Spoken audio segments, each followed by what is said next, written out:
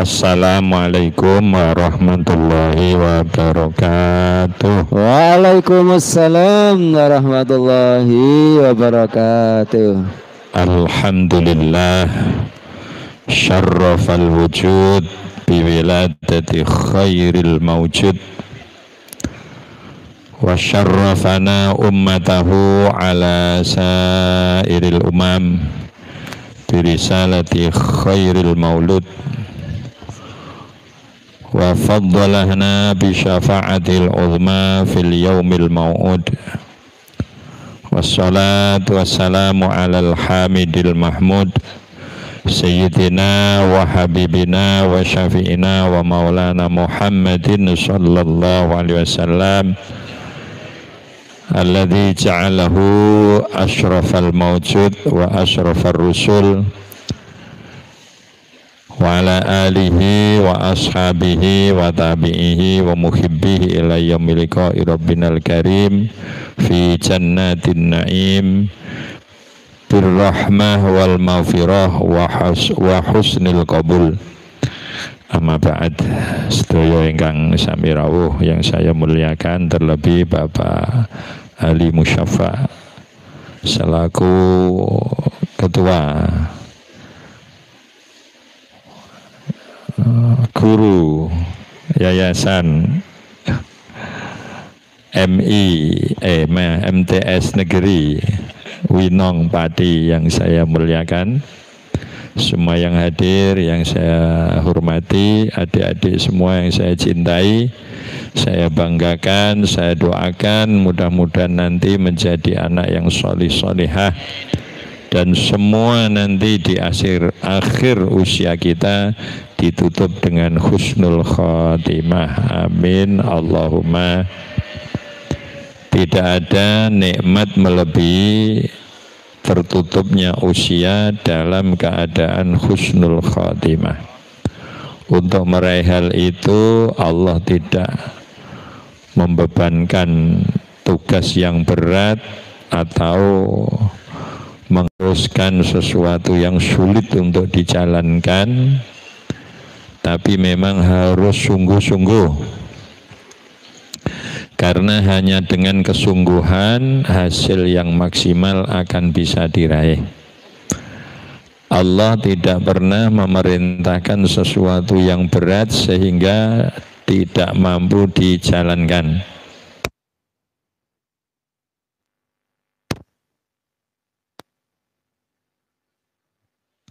Allah menghendaki terhadap kalian semua sesuatu yang mudah dijalankan, mudah diselesaikan, mudah difahami, tapi harus sungguh-sungguh. Allah tidak pernah menghendaki semua yang sulit. Kenapa mudah? Karena Allah hanya mensyaratkan satu, ndak dua, ndak tiga, apalagi 100. Apa syarat itu? Yaitu ikutilah Rasulmu dalam segala hal. Qul in kuntum tuhibbunallah fattabi'uni yuhibbukumullah. Masih ada bonus wa yaghfir lakum dzunubakum. Apa sih sulitnya mengikuti sesuatu yang sudah dijelaskan semuanya dan dicontohkan konkret? Rasulullah sudah menjelaskan semuanya dan Rasulullah pun sudah mencontohkan secara konkret. Jadi kalau ada alasan saya tidak paham, saya tidak bisa, padahal contoh sudah ada dan tinggal mengikutinya. Dan Rasulullah tidak pernah memerintahkan yang berat, apalagi memerintahkan kemudian tidak dikasih contoh, tidak pernah. Semua yang diperintahkan Rasulullah semua pula akan dicontohkan secara konkret. Laqad kana lakum fi Rasulillahi uswatun hasanah. Cuma untuk menuju pada mengikuti uswatun hasanah. Semua dicontohkan tapi tidak semua mau mencontoh. Kalau bisa, tapi yang mau mencontoh tidak semua. Kalau bisa semua. Karena tidak ada syariat baginda Nabi yang tidak mampu dijalankan. Maka di dalam ayat ini sangat amat luar biasa Allah di dalam mensifati kekasihnya. Nanti kalau adik-adik sekolahnya sampai mondok atau kuliah yang betul-betul sampai pada pembahasan ilmu yang namanya balaghah, sastra, maka adik-adik akan tahu tinggi kandungan sempurnanya ayat ini. Otomatis kalau kandungan makna yang terkandung di ayat ini sempurna, maka orang yang disifati dengan ayat ini juga sangat amat sempurna. Laqad kana lakum fi rasulillahi uswatun hasanah. Temenan yakin wis tetep anane. Namung nang kepribadiane Kanjeng Nabi. Contoh sing banget agunge, banget sempurnane, mesti apike tur selawase. Masyaallah, laqad kana lakum. Ini kalau nanti adik-adik ngajinya sampai ada lam itu taukid, qad juga taukid, kana juga taukid, laqad kana. Lakum fi rasulillah uswatun, mendahulukan fi rasulillah, mengakhirkan uswatun, itu juga taukid.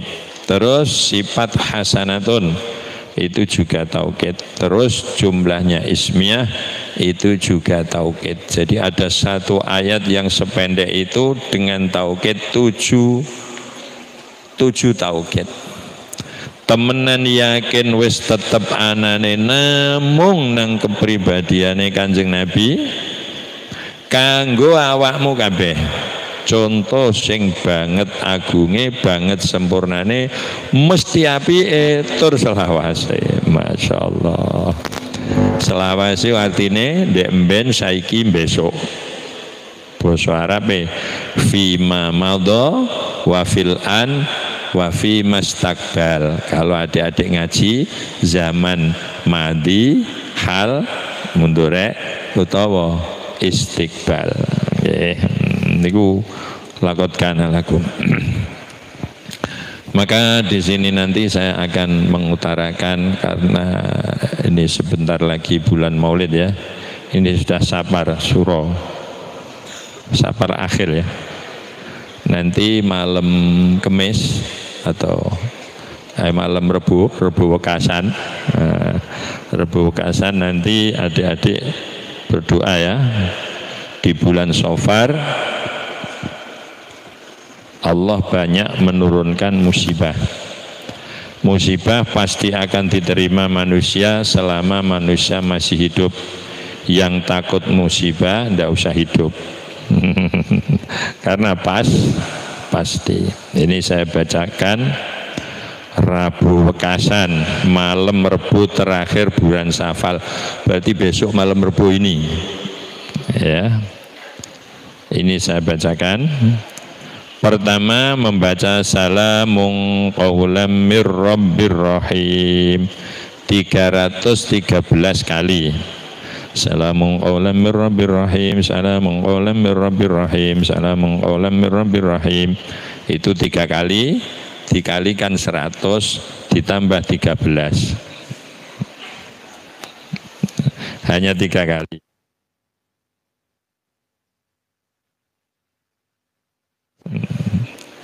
Setelah itu baca sholawat munjiat.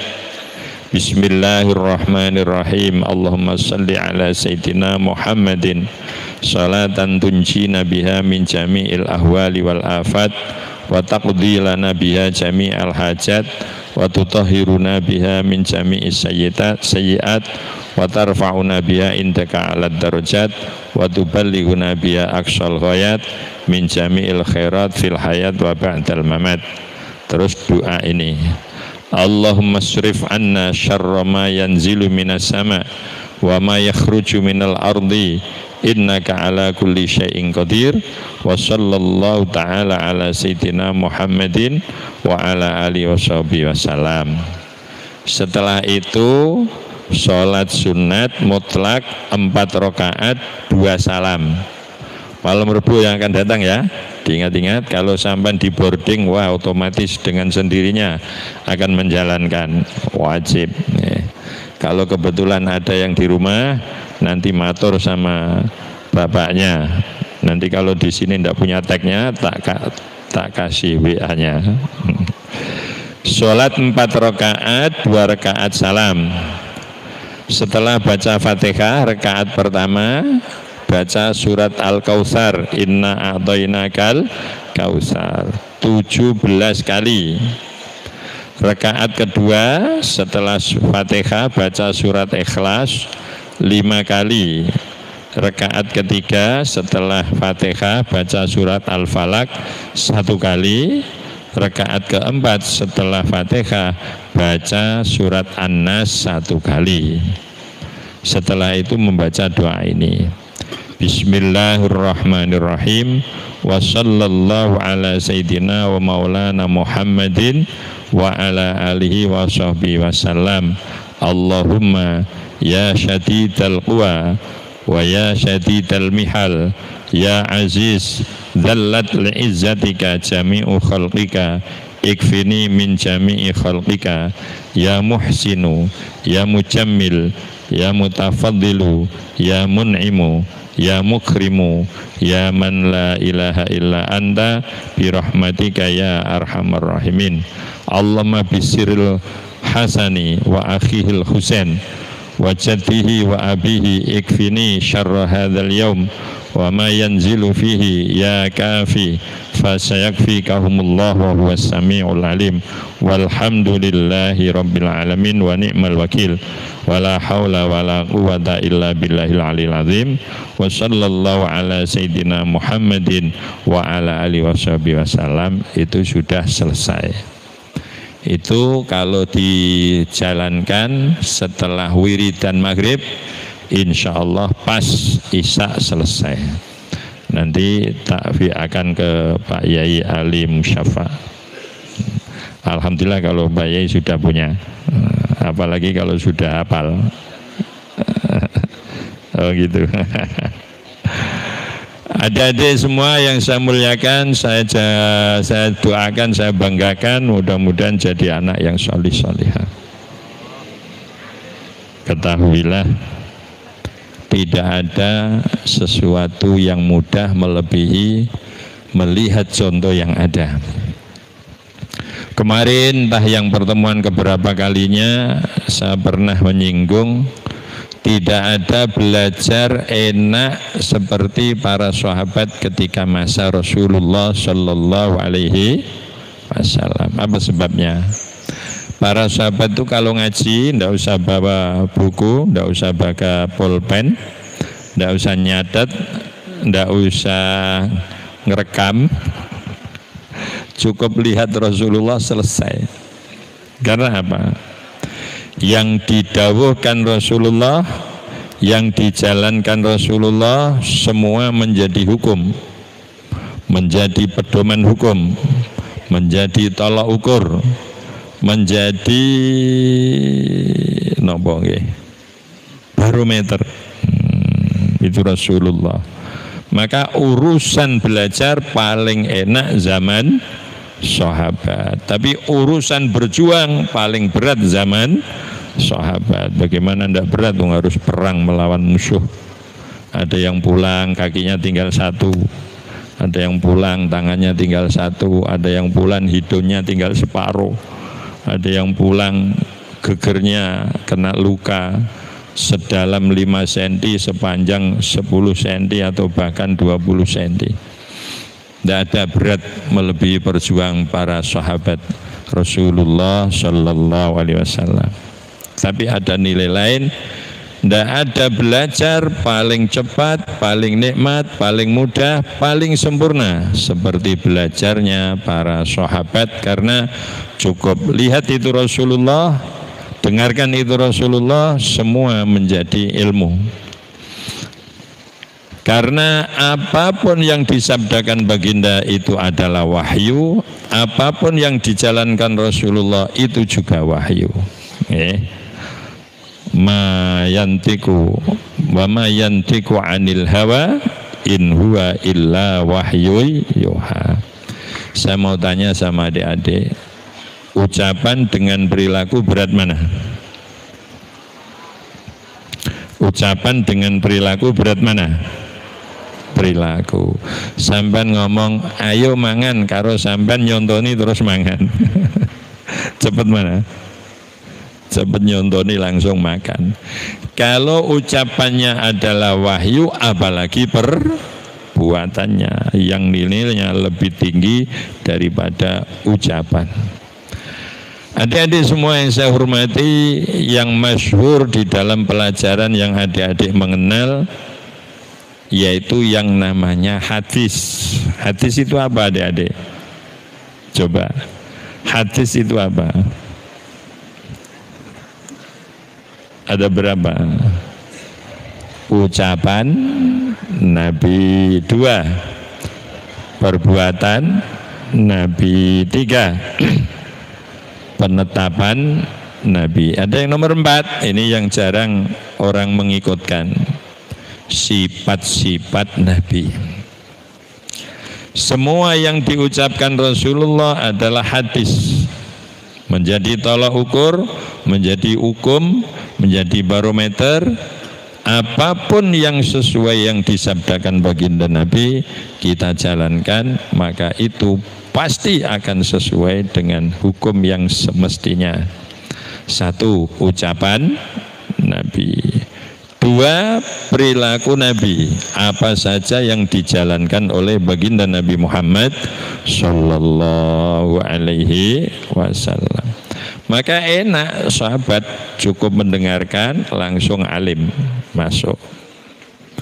Sampean kalau pak gurunya ngajar, kira-kira yang disampaikan masuk berapa persen?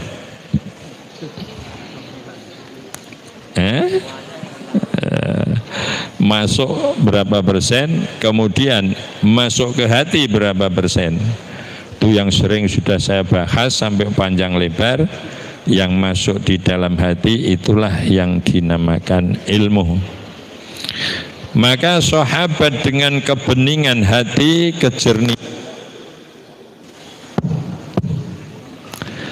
dengan kejernihan hati, apapun yang didengar dari Rasulullah, beliau semua langsung hafal. Yang masyhur di kalangan para sahabat, uquluhum sijillat, akal para sahabat bagaikan kaset. Sijillun itu kaset. Tahu kaset ya? Kalau sekarang memori, ya. Sampai ada live ini 1 jam, maka 1 jam itu akan terekam tanpa satu pun kalimat yang terlewatkan. Dan seperti itulah akal para sahabat baginda Nabi Muhammad Sallallahu Alaihi Wasallam. Maka ketika hadis di tangan para sahabat sahih semua, karena kekuatan hafalan beliau, 1 kali dengar langsung hafal. Baik itu hadis yang pendek ataupun yang panjang, itu sahabat. Kalau adik-adik mau memikirkan bagaimana kisah Isra Mi'raj, itu dalam kitabnya setebal ini. Rasulullah 1 kali bercerita dan sahabat 1 kali menangkap, dan sahabat 1 kali pun bisa menyampaikan pada murid-murid para sahabat.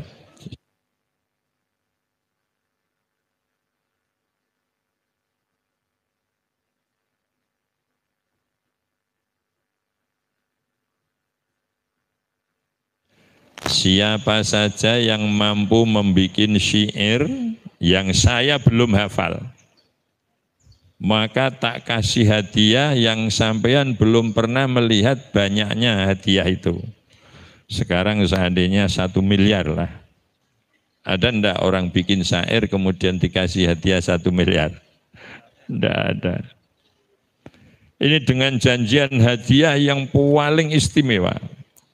Diumumkan oleh penggawa-penggawa raja sampai ke pelosok kerajaan.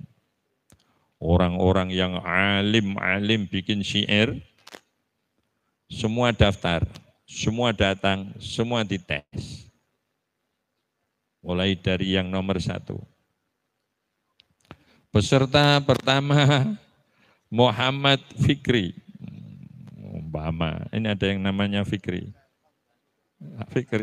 Fikri Ramdhani. Baca syair. 20 bait. 20 bait kata raja, syair sudah lama dibijikan ke sini. Kalau tidak percaya, saya baca syair tadi, baca 20 bait. Tanpa ada satupun yang terlewatkan. Ada lagi peserta kedua, membawa 100 bait. Dibaca 100 bait, mulai pertama sampai 100. Syair lama itu, sudah basi. Saya 100 bait syair. Ini yang bikin syair melongok loh, itu baru saja jadi tadi pagi tak bawa sini kok. Loh, nyatanya saya hafal loh. Peserta yang ketiga, bawa 100 syair lagi, bait. Dibaca, selesai. Ini juga lama. Saya sudah hafal sebelumnya. Kalau tidak percaya, menteri saya juga hafal.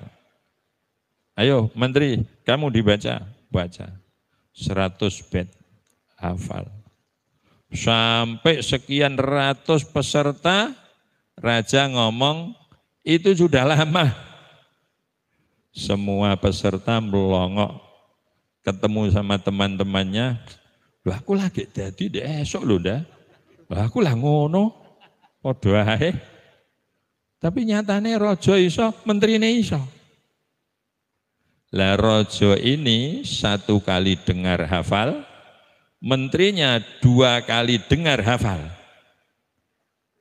Jadi sampai peserta 100 pun raja ini hafal semua karena mendengar 1 kali. Setelah diulangi sang raja, menterinya hafal karena menterinya setiap 2 kali dibaca hafal. Masya Allah, itulah orang-orang terdahulu. Sampai ada orang alim namanya Abul Aswad. Ini suwangking alimnya itu, beliau tahaddus bin nikmah. Apa saja yang orang-orang dahulu mampu mengutarakan, aku mampu mengutarakan. Ngoten niku. Wa inni walau kuntu akhira zamanihi la'atin bima lam yastati'hul awailu. Masya Allah. Ini bukan sombong. Ya, terkadang ada ulama yang kelihatannya sombong, tapi enggak. Tahaddus bin nikmah. Wa inni walau kuntu akhira zamanihi, saya walaupun lahir di akhir zaman, kata ulama itu.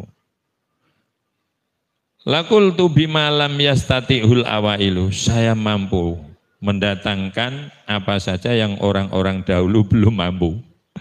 Masya Allah, saking alime, saking cerdase. Sampai seperti memori, seperti kaset, seperti CD. Loh, itu ternyata ada anak kecil mendengar syair ini. Dicari ini kiai yang ngomong. Maca tak petuane. Anak kecil ini kepethuk, Mbah, sampan ya yang menghentikan Wa inni walau kuntu akhira zamanihi la'atin bima lam yastatihul awailu. Jenengan Mbah sing ngendikan. Iya. Ngoten niku estu no Mbah. Iya, aku wani ngomong ya estu. Walaupun saya hadir di akhir zaman, tapi saya siap mendatangkan orang-orang dulu yang belum siap mendatangkan. Masya Allah. Kula mau kepengen tanglet Mbah. Nek anjen jenengan nandik ya kula hormat temenan. Cah cilik kan ora ngerti kira, ngomong ya ora basa. Lah apa sing mbok takokno? Huruf hijaiyah pira, Mbah? Pinten? Huruf hijaiyah. Huruf hijaiyah pira? 8 ngono mbok takokno wong tuwa, ngono cah cilik-cilik lah apal. Nggih, Mbah, ning kula kan takon. 28 kula mung kepengen sampean nimboi siji Mbah. Ora iso kok. Ulama besar. Huruf hijaiyah 28 sampean tambah siji Mbah. Macak payu ta ora gaenane sampean. Ini melewongok ulama ini. Akhirnya ditanyakan, anak ini siapa ya? Terus ditelusuri, anak ini dijak pulang. Omahmu ngendi Bud? Sana Mbah. Anake sapa kowe? Mangke nek pun kepanggih. Anak orang biasa. Tapi punya kecerdasan yang luar biasa. Kenapa yang ditanyakan hanya huruf hijaiyah? Lah cah cilik kok. Mau tanya apa? Orang kecil tuh ilmunya ya sesuai yang digeluti tiap hari, baru kenal huruf hijaiyah. Maka kalau ada anak-anak kecil 4 tahun, 5 tahun yang dipikir apa? Setinan, wayangan, ya, terus karetan, kan itu. Ini anak kecil baru tahu huruf hijaiyah. Tapi ada ulama besar tunduk di hadapan anak kecil hanya karena ditanya huruf hijaiyah ada berapa, setelah itu tolong tambah 1. Jandik wong Jawa, ijono ngo, ijono po, ijono go. Iku huruf hijaiyah Jawa tapi. Hijaiyah Arab 17 tak 18 mau. 18 kira. 18. Suruh tambah 1 sudah tidak mampu itu ulama. Akhirnya dicari sampai rumahnya. Ini putranya sampean Pak? Nggih. Putranya sampean Bu? Nggih. Wonten napa? Iki dirumati sing sae. Lho nggih to Pak wong putra re. Oh maksudku ngene, iki rumati sing apik mergo sedelongkas mati. Kaget kok saged Mbah. Kecerdasan ora kuat deh. Dengan otak yang sangat cemerlang dia ndak kuat, umurnya cekak. Temenan, mboten ngantos dangu sedo. Anu sing rapatek pinter ngeten iki awet ngene. Termasuk sing nggawa mik bareng iki. Ora patek pinter awet, Allahumma amin. Lah niki ada cerita seperti itu yang sangat luar biasa. Rasulullah Shallallahu Alaihi Wasallam dihadirkan oleh Allah, didatangkan oleh Allah, diangkat oleh Allah sebagai Rasul yang akan menerangkan semua hukum yang harus dijalankan manusia sekaligus memberi contoh. Maka tidak ada umat terhebat seperti umat baginda Nabi Muhammad Sallallahu Alaihi Wasallam. Maka sangat berbahagialah kita dipastikan oleh Allah menjadi umat baginda Nabi Muhammad Sallallahu Alaihi Wasallam. Ada seorang Rasul yang sangat ngefan itu apa ya? Apa adik-adik? Ngefan. Sangat senang, penggemar yang sangat kagum terhadap Rasulullah. Padahal beliau sendiri orang Rasul, juga ulul azmi, namanya Nabi Musa. Jadi Nabi Musa itu saking ngefannya ke Rasulullah, sampai kepingin menjadi umat baginda Nabi Muhammad sallallahu alaihi wasallam. Dan pernah tersinggung Nabi Musa itu dengan sabda baginda Nabi.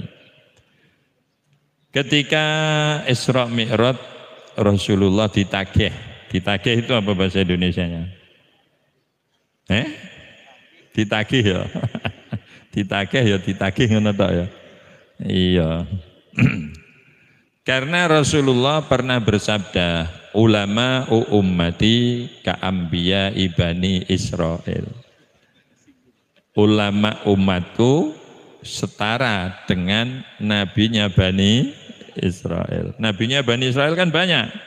Nabi Yakub ya, termasuk Nabi Musa alaihi salam. Nabi Musa ini memang agak ekstrim, maka dibagi umat yang paling ekstrim untuk menyesuaikan watak nabinya. Nabi Musa itu ekstrim. Di antara ekstrimnya Nabi Musa pernah matur sama Allah, ya Allah, Mbok saya ini dikasih tunjukkan Allah itu seperti apa, sekali-kali saya ditunjukkan. Rabbi arini anzur ilai, supaya aku bisa melihat engkau ya Allah. Dijawab Allah, qala lan tarani. Ora iso ngerti aku piye. Walakin inzur ilal jabali fa in istaqarra makanahu fasaufa tarani. Wis ngene anggere gunung iku ngerti. Anggere ora ajur engko kowe roh aku. Begitu melihat gunung, tajallinya Allah nampak, langsung meledak itu gunung. Ndak kuat. Itu Nabi Musa. Jadi mohon kok seperti itu. Makanya umatnya juga aneh-aneh itu kalau mohon. Ketika Bani Israel mohon kepada Nabi Musa, mbok kita ini dimohonkan sama Allah, makanan yang langsung dikirim Allah turun dari langit agar kita ndak usah kerja. Lho ngono iku ana umat model ngono iku. Nek umat Kanjeng Nabi kan rada sopan. Ya Allah paringi gampil mbut gawe wis sopan ya. Ora kok ya Allah paringi sego medun ka langit ora ono. Umat Kanjeng Nabi ndak ada seperti itu. Dan umatnya Rasulullah ndak pernah memohon bantuan kepada Rasulullah seperti itu. Ya Rasul mintakan sama Allah agar kita ndak usah kerja tapi makan dikirim dari langit, ndak ada. Tapi Nabi Musa punya umat yang seperti itu. Jadi ekstrimnya umat ke bawah ekstrimnya Rasulnya, pemimpinnya.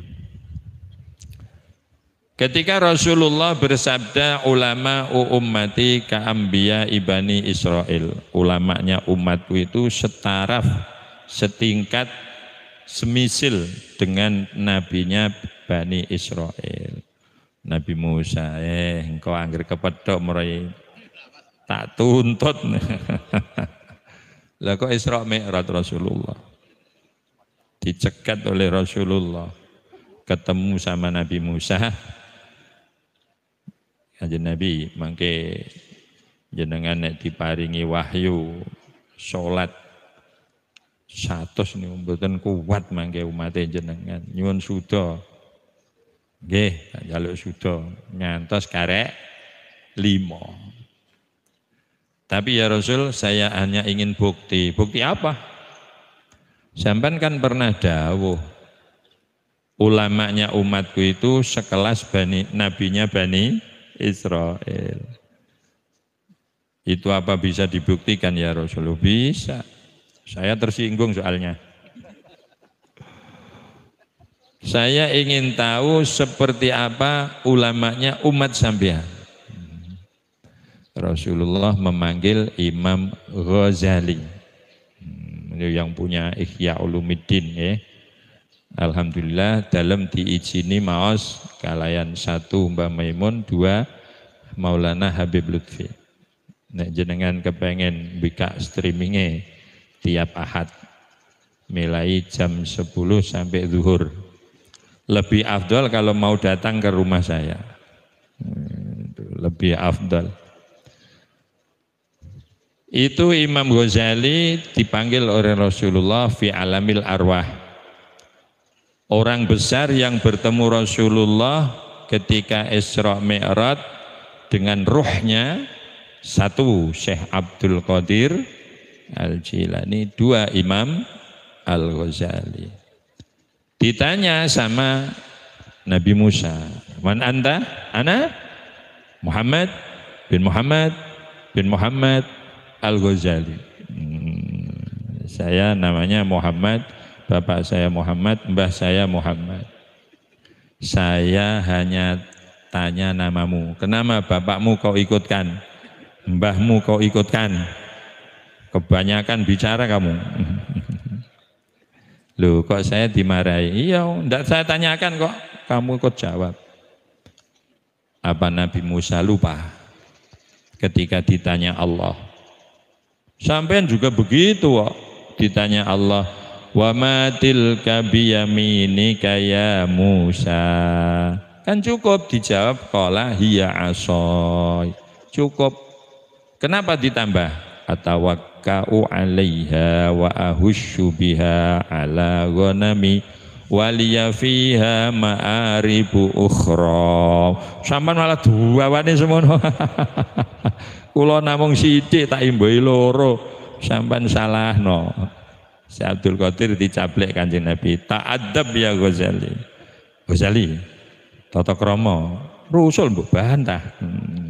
Jenengan marah-marahi tiyang ire. Akhirnya Nabi Musa kagum. Oh, seperti itu umat Muhammad. Makanya di antara Nabi, bahkan Rasul, bahkan ulul azmi yang kepingin menjadi umat baginda Nabi Muhammad Sallallahu Alaihi Wasallam adalah Nabi Musa alaihi salam. Di dalam dialog antara Nabi Musa dengan Imam Ghazali, kenapa Imam Ghazali yang dibikin contoh untuk membatah Nabi Musa pakai yang wa ma tilka biyaminika ya Musa qala hiya asai atawakka'u 'alaiha wa ahusyu biha 'ala ghanami wa liya fiha ma'aribu ukhra. Ini penting. Tongkat, tahu tongkat ya? Pegangan. Ini sebuah bekal yang sangat luar biasa di dalam menghadapi orang kafir, di dalam menghadapi kebatilan, di dalam menghadapi kesewenang-wenangan. Itu harus punya tongkat yang kuat, punya akidah yang kuat, punya keyakinan yang tidak mudah tergoyahkan. Digambarkan tongkat. Dan di sini Allah mencontohkan kepada Nabi Musa, karena Nabi Musa mau diutus menghadap orang paling dolim sedunia. Kenapa paling dolim sedunia? Tidak ada raja yang mengawali mengaku jadi Tuhan seperti Fir'aun. Maka di situ Allah menindaklanjuti cerita setelah dialog dengan Nabi Musa, wa ma tilka biyaminika ya Musa. Musa, yang kamu pegang dengan tangan kananmu itu apa? Nah, ini sebagai contoh untuk memegang akidah, memegang pendapat, memegang keyakinan harus dengan tangan yang kokoh, yang kuat. Maka pentung sampai sekarang makainya juga tangan kanan. Ya. Ada pentungan tangan kiri. Ya, aso. Ini namanya aso. Kalau pentung-pentungnya orang kuno itu ada tulisannya al-aso liman aso. Pentung itu cawisane wong sing duraka. Al-aso liman aso. Ya. Ketika dibawa oleh Nabi Musa, maka Nabi Musa menjadi pede. Kenapa pede? Sudah dibuktikan langsung oleh Nabi Musa dan melihat langsung. Musa, yang kamu pegang itu coba kamu lempar. Qala alqiha ya Musa. Fa'alqaha fa'idha hiya hayyatun tas'a. Coba kamu lempar. Dilempar nih tongkat. Setelah dilempar jadi ular yang besar sekali, padahal tongkatnya biasa. Tapi berubah menjadi ular yang besar. Ini kepalanya sangat luar biasa, menakutkan dan besar sekali. Setelah menjadi ular, Nabi Musa sempat mundur.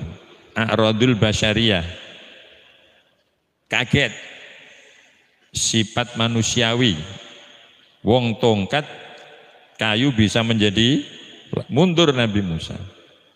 Fa'aujasa fi nafsihi khifatan Musa. Nabi Musa mundur, takut. Kok jadi ulah? Apa kata Allah? Qala khudha wa la takhaf. Sanu'iduha siratahal ula. Musa, cekel aja wedi. Ini doktrin TNI itu seperti itu. Siap, jangan takut orang ini, jangan takut, siap orang ngono. Jangan takut, siap kuwi wedi. Tapi siap, jangan takut. Pokoknya siapnya didhisikno. Urusan kalah nomor 29. Khudha wala takhaf. Pegang, jangan takut. Istimewanya itu kepala ular yang asalnya tongkat dipegang kepalanya, bukan buntutnya. Nah, seperti itulah teori memegang ular. Nek ular sampean cekel buntute kecekel nyatek nok bathuke sampean ular. Itu teori politik kelas tinggi. Kuasai ketuanya, maka anak buah akan mengekor. Jengene kok ekor, hanya bisa mengekor.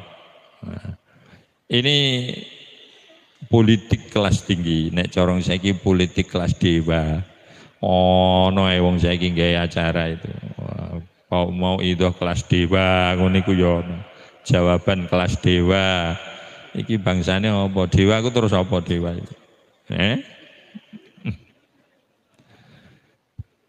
Ketika dipegang menjadi tongkat lagi. Untuk apa? Ini doktrin yang harus diselesaikan saat itu. Karena Nabi Musa diutus untuk menghadap Fir'aun. Tidak ada orang sebengis Fir'aun, tidak ada orang sejahat Fir'aun, tidak orang yang setega Fir'aun di dalam membunuh orang lain. Ini kalau yang datang tidak dikasih doktrin yang luar biasa, mengkhawatirkan. Ya, mengkhawatirkan. Maka Allah langsung membuktikan di depan Nabi Musa, Allah mampu merubah sesuatu yang bermanfaat menjadi sesuatu yang madarat dalam hitungan detik. Dan dalam hitungan detik pula Allah mampu merubah sesuatu yang paling madarat menjadi sesuatu yang paling bermanfaat. Dengan kekuatan ini, maka kekuatan iman Nabi Musa menjadi tidak tergoyahkan. Meneh terima Fir'aun. Nah, okay. Maka hanya ditemani kakaknya Nabi Harun, Nabi Musa datang kepada Fir'aun. Adik-adik yang saya muliakan, saya banggakan, saya doakan mudah-mudahan jadi anak yang solih-solihah. Tongkat yang diberikan oleh Bapak Guru sampean ini nanti untuk meniti hidup dalam kehidupanmu. Pegang yang erat, gunakan sesuai manfaat, jangan disia-siakan. Apa? Ilmu. Tongkat itu. Kamu berjalan dengan baik dengan ilmu, kamu berjalan dengan sempurna harus dengan ilmu, kamu bisa menangani masyarakat dengan ilmu, kamu bisa mengatasi usahamu juga dengan ilmu, kamu bisa apa saja, maka harus dengan kesempurnaan ilmu. Dan ketahuilah Rasulullah datang juga menyampaikan ilmu, Rasulullah memberikan contoh isinya juga ilmu, dan ilmu yang menentukan segala-galanya. Pelajarilah ilmu ini dengan sempurna adik-adik. Semua yang diajarkan Bapak Guru kamu serap, semua dimasukkan di dalam hati, karena nanti di saat kamu butuh, ilmu itu yang akan keluar dan membimbing kalian semua. Mungkin itu yang bisa saya sampaikan, mudah-mudahan bermanfaat. Amin Allahumma amin. Bismillahirrahmanirrahim. Alhamdulillahirabbil alamin. Ya arhamar rahimin, ya arhamar rahimin, ya arhamar rahimin. Ya dzal jalali wal ikram, ya hayyu ya qayyum. Allahumma shalli wa sallim ala sayyidina Muhammadin salatan tuballighuna bihal mataliba wal maqasid wa tamna'u anna syarra kulli aduwin hasid. Barik lana fi hayatina, fi umurina, fi arzaqina, fi ahlina, fi auladina, fi tullabina, fi madrasatina hadhihi. Waj'al hadhil madrasah madrasatan nafi'atan mahmiyatan mardiyatan mubarakatan indaka ya arhamar rahimin. Barik fi tullabiha, barik fi asatidatiha, barik fi man anfaqa fiha wa abdilhum ma huwa khairam minha birahmatika ya arhamar rahimin. Allahumma bijahi nabiyyikal mustafa wa nabiyyikal mukhtar wa alihil adhar wa ashabil akhyar wa ulama'ika walikal abrar. La tata'lana fi maqamina hadha dhanban illa ghafartah, wa la aiban illa satartah, wa la hamman illa farajtah, wa la dhallan illa hadaitah, wa la faqiran illa agnaitah, wa la du'ifan illa quwaitah, wa la dalilan illa a'zastah, wa la maridan illa syafaitah, wala muta'alliman illa faqahtah, wala mu'alliman illa akhlastah, wala mutahaffidhan li kitabikal karim illa ja'altahu minal hafidhin alhamilin li rayati hadaddin bijahi sayyidil mursalin birahmatika ya arhamar rahimin. Rabbana hablana min azwajina wa dhurriyyatina qurrata a'yun waj'alna lil muttaqina imama. Rabbana atina fid dunya hasanah wa fil akhirati hasanah wa qina adzabannar. Wa sallallahu ala sayyidina Muhammadin nabiyil ummi wa ala alihi washabihi wasallama walhamdulillahi rabbil alamin wa bi asraril Fatihah. A'udzu billahi minasyaitonir rajim. Bismillahirrahmanirrahim. Alhamdulillahirabbil alamin arrahmanir rahim maliki yaumiddin. Iyyaka na'budu wa iyyaka nasta'in. Ihdinas siratal mustaqim. Shiratal ladzina an'amta 'alaihim ghairil maghdubi 'alaihim waladdallin. Amin. Kurang lebihnya mohon maaf. Assalamualaikum warahmatullahi wabarakatuh. Waalaikumsalam warahmatullahi wabarakatuh. Ngaturaken gunging panuwun dumateng Rama Kyai Haji Ahmad Asnawi ingkang sampun kersa ngaturaken mauidhatul hasanah